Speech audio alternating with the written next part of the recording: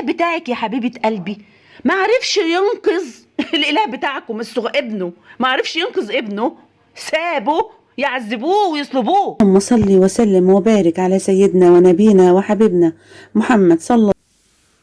هو أولا يا عورة، الله تجسد، الله نزل إلى هذه الأرض وتجسد. هو أتى لينصلب، هو أتى لينصلب، ما هو بعد ابنه لحتى يجي يقدر يشيله من الصليب أو ما بيقدر يشيله من الصليب. ظهورك يا عورة بالشكل وحتى بالصوت هو عورة ولا يجوز في الإسلام، والآن أنت خالفتي رسولك المركوب. فالسؤال هو أنت عم تسألي ليش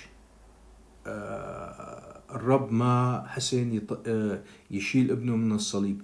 لأنه لو انشال من الصليب لكان نحن كلنا هلأ دخلنا النار، معناها جيته كلها ما إلها طعمة كانت.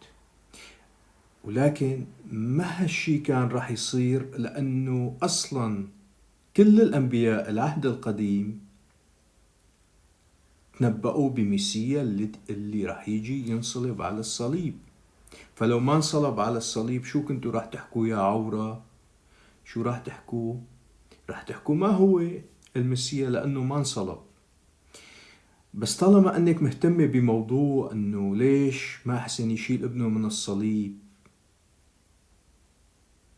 فالسؤال إلك يا عورة، لماذا كانوا يركبون رسول الله وربك الصمد الحجر ما حسن يشيلوا من 40 زطي اللي كانوا راكبينه في ليلة الأفق حتى انشق عمود الصبح وعاد ثقيلا وجعا؟ يلا يا عورة، باعتبارك طلعتي مساعدة للشيخ بوبي المخنس اللي بشلي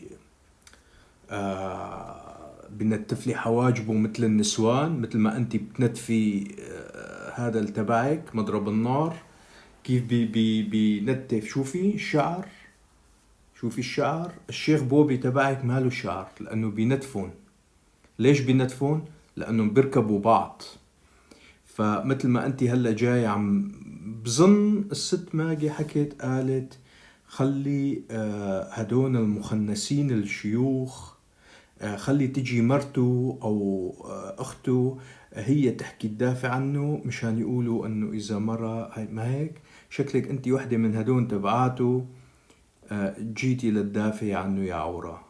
بس قبل ما تحكي وتفتحي تمك وتطلع فضائحك، فضائح بلدك الإفريقي المتخلف، تطلع زبايلكم لبرا، تسقفي شوي، قري شوي الكتاب المقدس، شوفي شو عم بحكي، شوفي ليش نزل السيد المسيح وليش ما انشال من الصليب، وبعدها هاجمي عقائد الآخرين.